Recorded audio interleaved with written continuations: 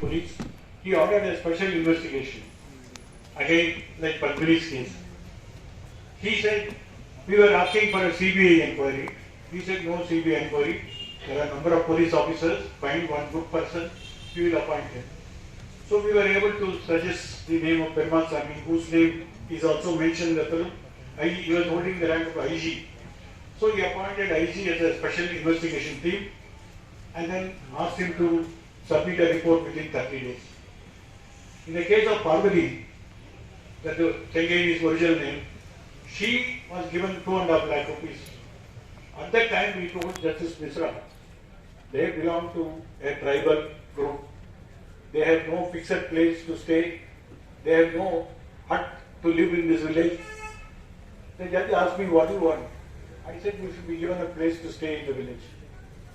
You should be given a house site for this lady. Then people may respect.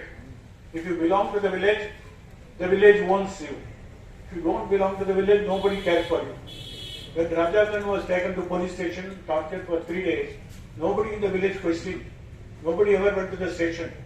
If it happened to any other community, that community leaders would have gone. Some human rights activists would have gone. But when it happened to a tribal family, nobody was there because they do not belong to the village. They have no stake in the village. So I told them, if you want to create a stake for them, please give them a house site. So in the order he said that this lady will be given a house site by the district collector in a prominent place in the village.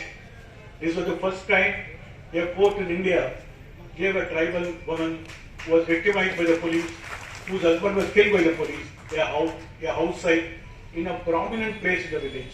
Which judge would have ever said all this in a court order? That too in a habeas corpus case. When the law is very silent, when the law did not specify how the victim should be rehabilitated, here is a judge who gave a house site for that lady. And then when this film was taken, I thought it is proper for me to go and thank Justice Misra. But he is no more. After retirement, when he was in Andhra Pradesh, he continued good work. Even in Madras, after this case, he has given a number of judgments relating to many criminal action by the police. And therefore, once upon a time, the police had a demonstration against the judge, saying that he should not hear any case dealing with the policeman. They went and gave a petition to the Chief Justice that he should be removed from the criminal cases list.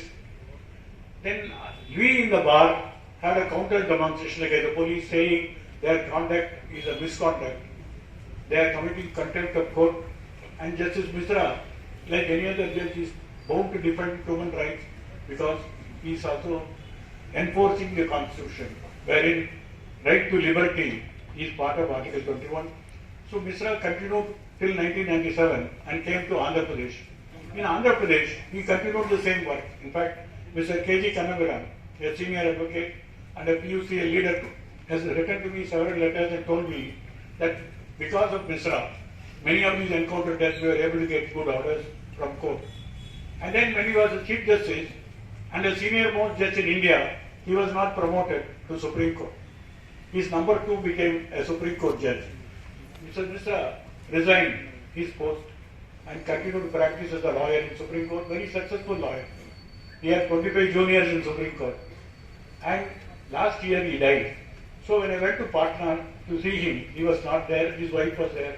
I told Madaji, but for your husband, Jai Bhim is not a film at all. Jai Bhim would not have come to the screen. It is because of him that we were able to do orders.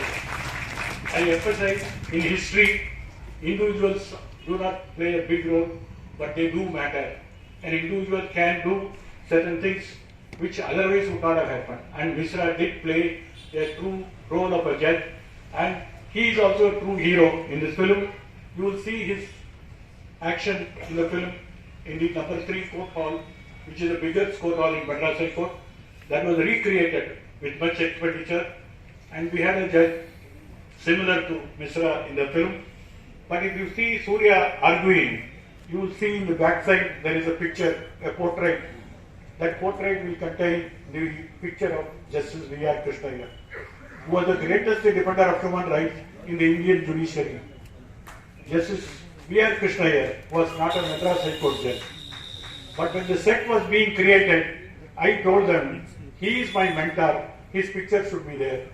Whether it is factually correct or not, the art director accommodated me and put the picture of Justice Mishra. Whenever you see Surya arguing, you will see Krishna Iyer throwing light from backside.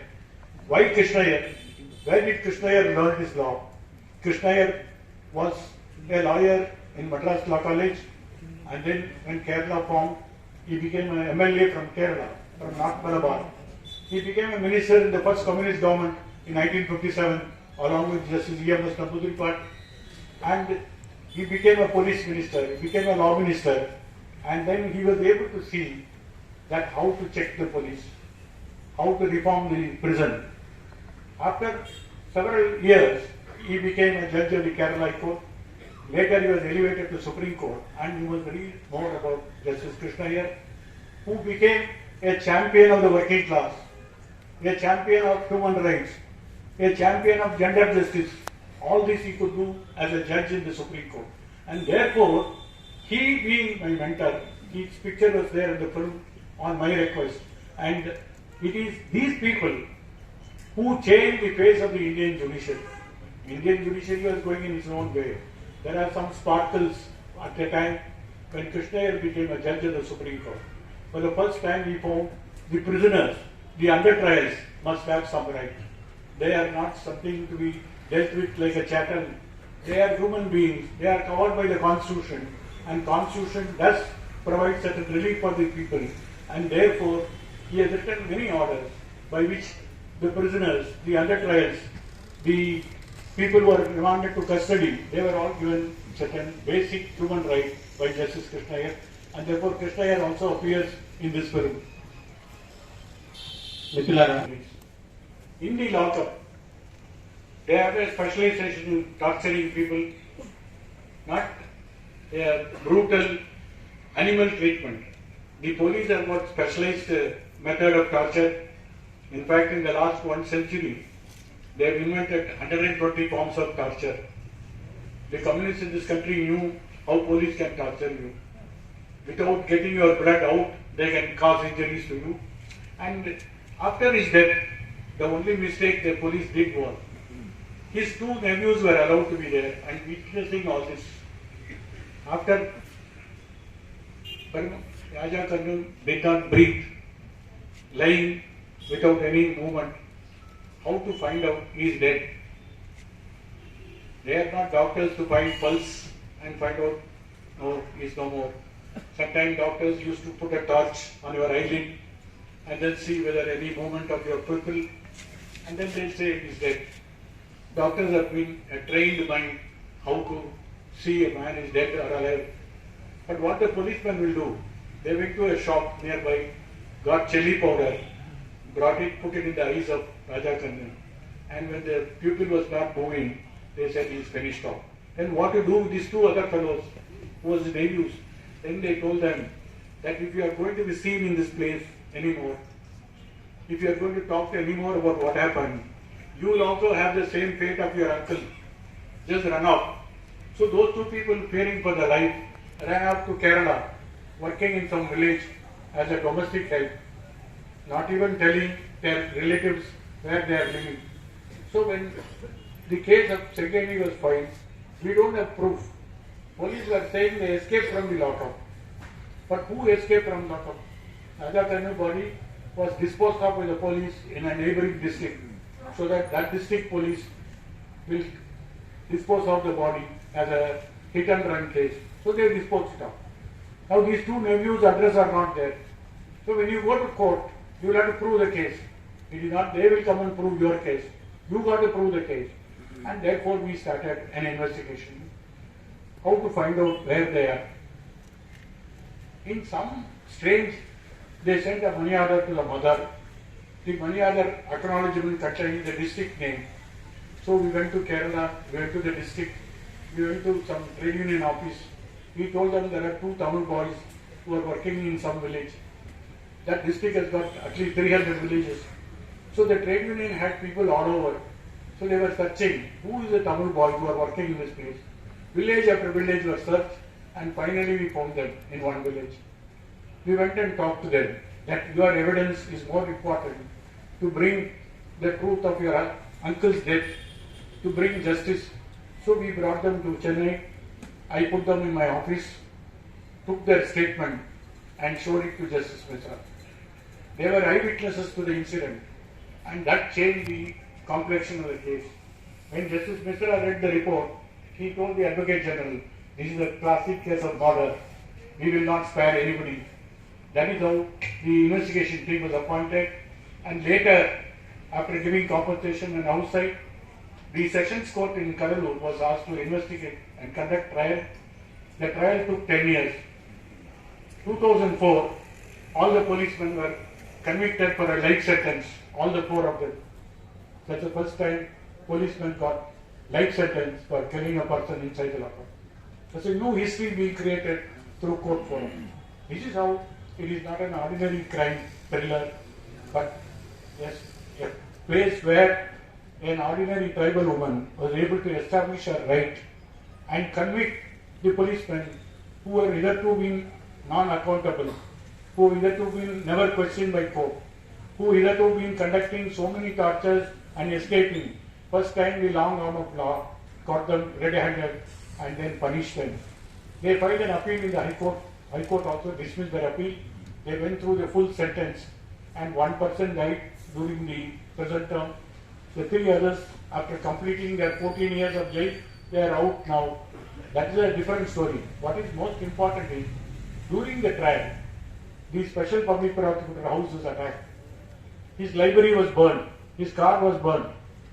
Given to the court again for police protection for a Special Public Prosecutor. And that was granted. He went to the court for granting compensation to the lawyer who lost his precious property. That was granted by the court. There were several incidents which may not be shown in the film. The real life looks more hard. The real life looks more torturous than the film life.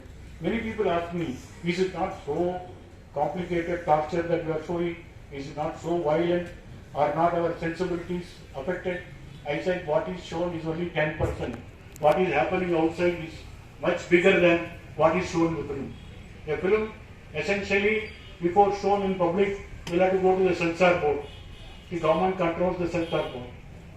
Today, all censor board panels are packed with BJP, RSS people, and they will see to it nothing is said about the government. So after passing the censor, you are only seeing 10%. What is really happening is much higher. As a judge in the High Court, I have seen much worse tortures in my court, and therefore this is not something new. But what is important in this case is the process of law was set in motion by a tribal woman who doesn't know anything about court, anything about case, anything about criminal trial, anything about committing police. But she was able to withstand the pressure of the police and finally book all the criminals. And that is how the Jalbi became a full story. ఈ ఘటనలో ముద్దాయిగా ముద్రించబడినటువంటి ముగ్గురు జైల్లో ఉన్నప్పుడు రాజా కన్నుని పోలీసులు చిత్రహింసలకు వచ్చేసి చంపేస్తారు. చంపేసిన తర్వాత జనరల్గా వైద్యులైతే మనిషి బతుకున్నాడో లేదో చూడడానికి రకరకాల పద్ధతులు ఉంటాయి. నాడి పట్టుకొని చూస్తారు, కళ్ళు రెక్కలు కదులుతున్నాయో లేదో చూస్తారు, కనుబొమ్మ కదులుతుందో లేదో చూస్తారు. కనుబొమ్మ కదులుతూ ఉందంటే బతుకున్నాడు, ఇంకోటి ఏదైనా చేయాలి అని చెప్పి అనుకుంటారు. వీళ్ళకి అది తెలియదు. కాబట్టి చంపేసిన తర్వాత పక్కన ఉన్నటువంటి కిరాణా కొట్టుకు వెళ్ళి కారపొడి కొనుక్కొచ్చి ఆ కళ్ళలో వేస్తారు. అంటే ఈ మొత్తం కూడా విచారణ దర్యాప్తు క్రమంలో బయటకు వచ్చినటువంటి అనేక అమానుషమైనటువంటి సంఘటనలు. పెరుమాళ స్వామి గారు రిపోర్ట్ ఇచ్చిన తర్వాత వాళ్ళకి శిక్ష పడుతుంది. ఆ తర్వాత కూడా వీళ్ళు కడలూరు జిల్లా కోర్టుకి దరఖాస్తు చేసుకుంటారు, కేసుని పునర్విచారించాలని చెప్పి. వీటన్నిటికంటే ముందు మరో ఘటన కూడా జరుగుతుంది మద్రాస్ హైకోర్టు. పోలీసు అంటే మా తమిళనాడులో ఉన్నటువంటి పోలీస్ వ్యవస్థ ఈ మిశ్రాకి పోలీస్ డిపార్ట్మెంట్ క్రిమినల్ కేసులు అప్పగించొద్దు, ఆ ప్యానల్ నుంచి ఆయన తప్పించాలి, సివిల్ కేసులకు అప్పగించండి అని చెప్పి వాళ్ళు పెద్ద ఎత్తున రాష్ట్ర వ్యాప్తంగా ఆందోళన చేస్తారు. ఆందోళన చేస్తే మిశ్రాకి అనుకూలంగా మద్రాస్ బార్ అసోసియేషన్ వాళ్ళు అంటే చంద్ర గారి నాయకత్వంలో వాళ్ళు దీనికి అనుకూలంగా ధర్నా ఆందోళన కార్యక్రమం చేస్తారు. రాజ్యాంగపరమైన బాధ్యత నిర్వర్తిస్తున్నాడు. రాజ్యాంగంలో నిర్దేశించిన దానికి అనుగుణంగా ఆయన వ్యవహరించినప్పుడు ఆయన మార్చాల్సిన అవసరం ఏమిటి అనే వాదంతో వీళ్ళు తీసుకొచ్చి ఇవి ఒక కొత్త ఒరవడికి తమిళనాడు న్యాయ వ్యవస్థలో హైకోర్టు చరిత్రలో ఒక కొత్త ఒరవడికి అవకాశం తీసుకొచ్చి ఆ ఒరవడి క్రమంలోనే ఈ రాజా కన్ను ఘటన మనకంతా ఆ సినిమాలో ఉన్నటువంటి డిస్క్రిప్షన్ వివరణ అంతా కూడా మనం చంద్రు గారు చెప్పారు. మళ్ళీ నేను దాంట్లోకి వెళ్ళలేదు. ఆ మొత్తంలో ఒక సినిమాలో చూపించిన మరో సంఘటన గురించి చంద్రు గారు చెప్తారు. ఇద్దరు ముగ్గురిని అరెస్ట్ చేస్తారు, ఇద్దరు పారిపోతారు. ఆ ఇద్దరు ముందు చనిపోతాడు రాజాకన్ను చంపేస్తున్నారు, వీళ్ళు బెదిరిస్తారు. ఈ విషయం ఎక్కడన్నా ఈ ప్రాంతంలో మీరు కానీ చుట్టుపక్కల బతికి కనపడితే మిమ్మల్ని కూడా చంపేస్తాం, మీ ప్రాణాలు కావాలంటే పారిపోండి అని చెప్పి వాళ్ళని కోర్టు జైల్లోంచి వదిలేస్తారు. వాళ్ళు బ్రతుకు జీవుడా అంటూ ప్రాణాలు కాపాడుకోవడం కోసం కేరళ వెళ్ళి అక్కడ వలస కూలీలుగా ఇంటి పని వాళ్ళగా బతుకుతారు. ఎట్లా పట్టుకోవాలి? ముగ్గురు గ్రామంలో నుంచి అంతర్ధానమైన ముగ్గురు మనుషులు, ఒక మనిషి బాడీ దొరికింది, అది కూడా ఒక ప్రమాదవశాత్తు దుర్ఘటనలో జరిపోయినటువంటి కథ కింద మార్చి పక్క జిల్లా సరిహద్దుల్లో నెట్టేశారు శవాన్ని. వాళ్ళకి అసలు విషయం తెలియదు. ఈ మొత్తాన్ని మనం మళ్ళా తిరిగి వాస్తవాల్ని కోర్టు ముందు, న్యాయస్థానం ముందు, ప్రజల ముందు తీసుకురావాలి అంటే ఏం చేయాలి అనేది మేము జస్టిస్ చంద్రు గారి టీము మొదలుపెడుతున్నటువంటి సమయంలో కేరళలోని ఒక జిల్లా నుంచి ఆ కుటుంబానికి కొంత మనీ ఆర్డర్ వస్తుంది. ఆ మనీ ఆర్డర్ కింద స్లిప్ లో రాస్తారు, పంపించేవాళ్ళు ఎవరు, ఏ జిల్లా నుంచి వస్తుంది, ఏ పోస్ట్ ఆఫీస్ నుంచి వస్తుంది అని చెప్పి రాస్తారు. ఆ సమాచారం వీళ్ళ దృష్టికి వస్తుంది. సో దీన్ని ఆధారం చేసుకుని వీళ్ళు కేరళ వెళ్లి ఏదైతే జిల్లా చెప్పారో ఆ జిల్లా దగ్గరికి వెళ్లి దాదాపు అక్కడ జిల్లాలో 300 గ్రామాలు ఉన్నాయి. అక్కడ కార్మిక సంఘం ఆఫీస్కి వెళ్లి ఈ విషయాలన్నీ వివరించిన తర్వాత వాళ్ళు ఆరాధీయటం మొదలు పెడతారు. తమిళనాడు నుంచి వచ్చినటువంటి ఇద్దరు పిల్లలు ఎక్కడ ఉన్నారు, ఏ గ్రామంలో ఉన్నారు, ఎవరింట్లో పనిచేస్తున్నారు అని చెప్పి ఆరాధిస్తే వాళ్ళిద్దరు బయటపడతారు. అప్పుడు చంద్రు గారు వాళ్ళని కలిసి మీ మేనమామ రాజా కన్ను మేనమామ అవుతాడు, వెళ్ళి మీ మామ సంగతి తేలాలి అంటే, మీ మామకు న్యాయం జరగాలంటే, మీ అక్కకి న్యాయం జరగాలి అంటే మీరిద్దరు వచ్చి సాక్ష్యం చెప్పాలి, వేరే మార్గం లేదు, కాబట్టి మీ ప్రాణాలకు మేము రక్షణ ఇస్తాము అని చెప్పి వాళ్ళని తీసుకొచ్చి జస్టిస్ చంద్ర గారి ఆఫీస్ లో రక్షణ కల్పిస్తారు.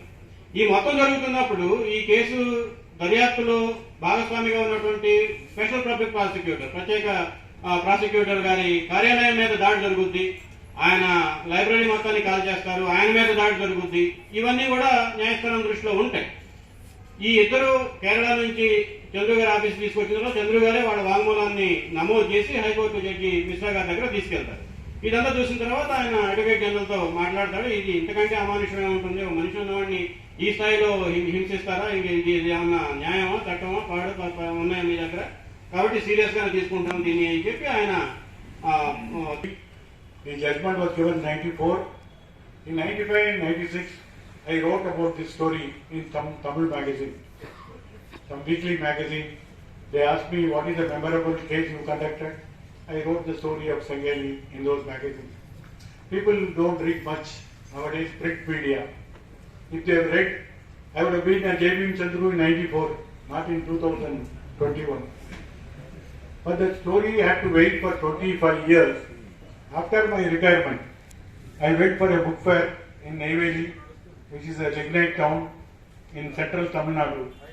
This director, Gnanavel, who's my long-standing friend, who was a journalist, who covered my court in High Court several times, so he accompanied me for the book fair.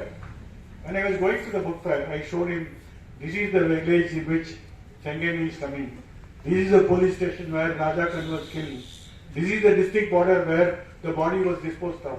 So he took some interest. He has already taken one film, did not run much longer. It's about a schoolboy who is very average in class, but became a successful social activist.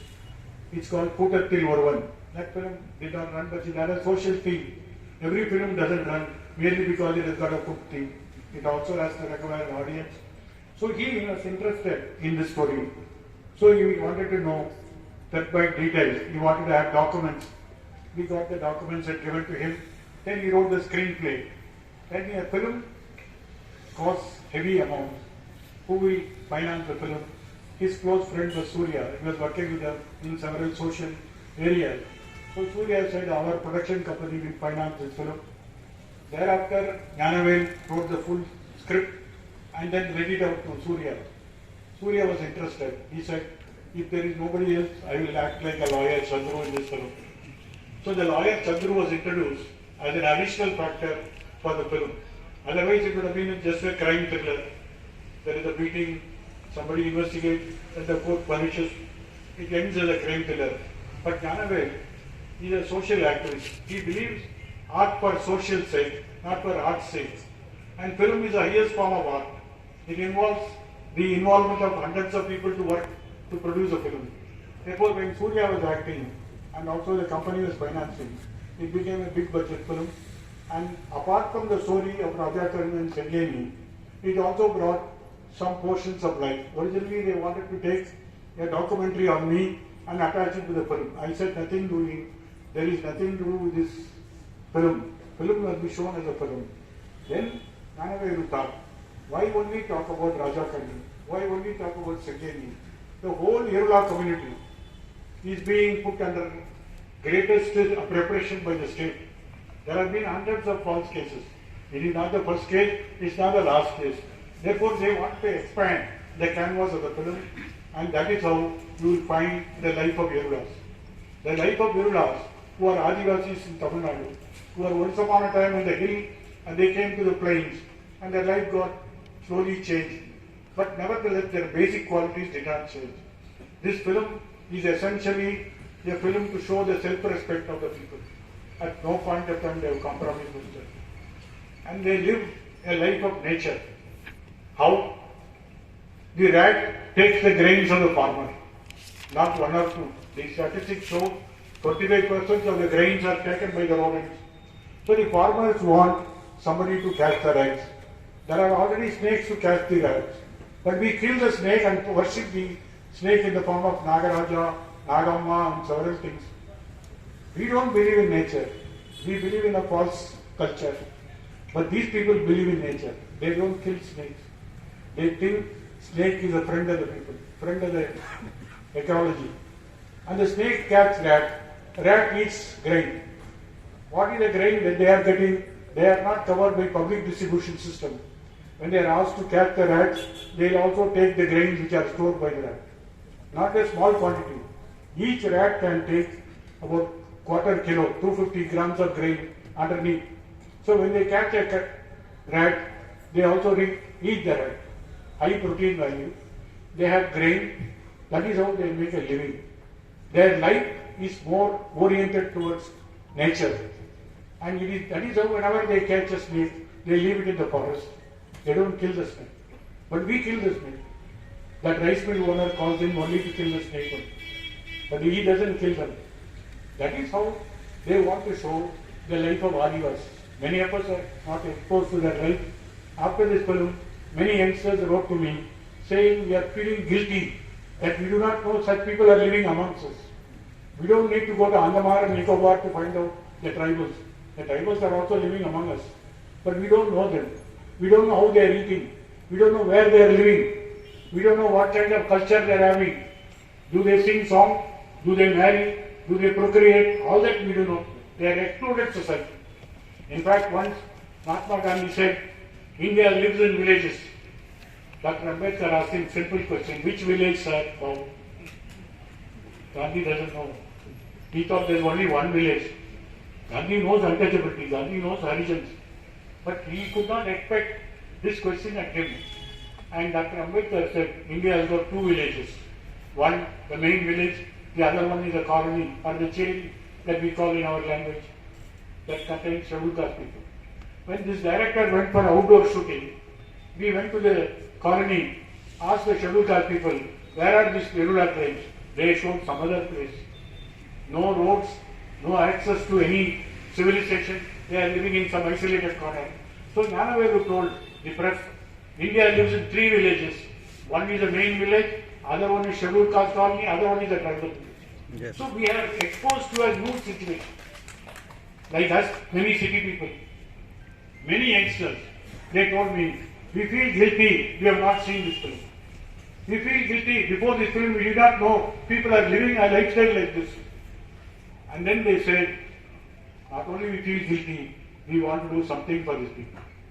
Not charity, not throwing arms. They want to do something to help these people who are being excluded to be included back in the society.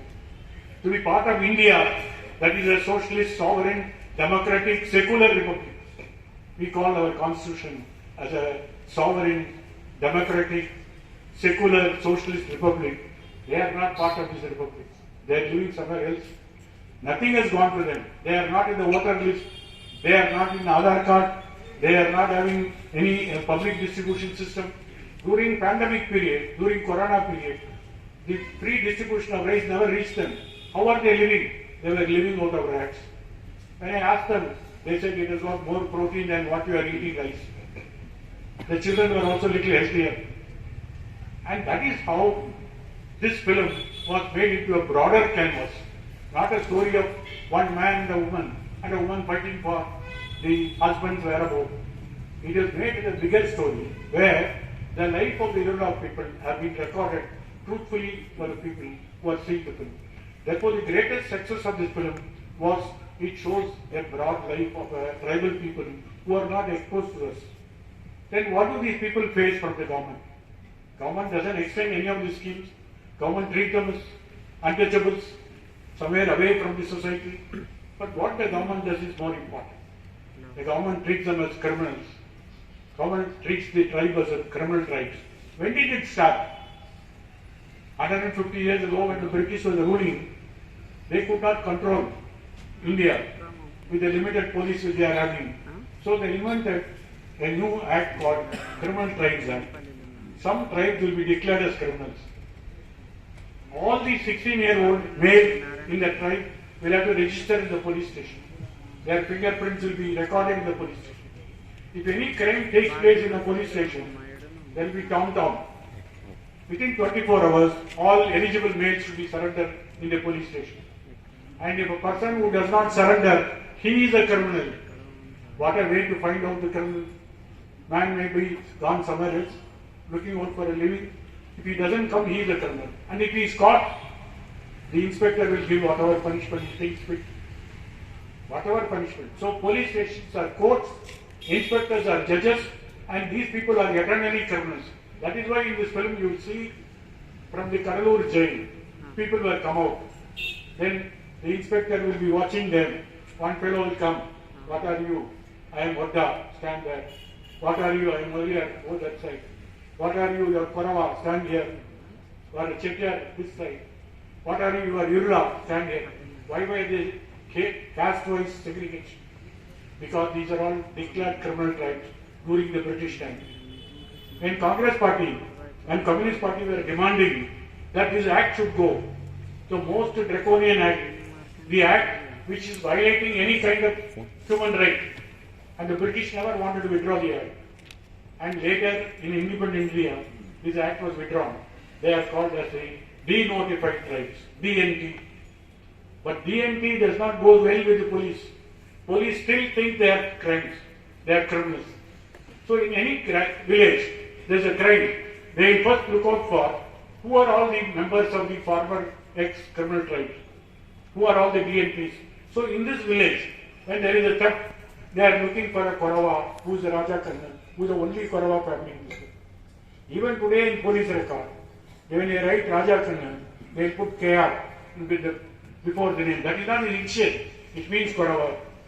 IR, it is Irula. So that is how they keep a caste profile of a conviction of the criminals. That is how they even now say, you catch hold of some DNT, make them to agree to the crime, you share the booty of the stolen materials, and then make them to agree to this crime. Crime is resolved, their pockets are full, everybody is happy. And who is unhappy? It is these people. It is these people who have got nobody to care for. Therefore the director thought, we will also show how the ex-criminal tribes are now being treated in the independent India.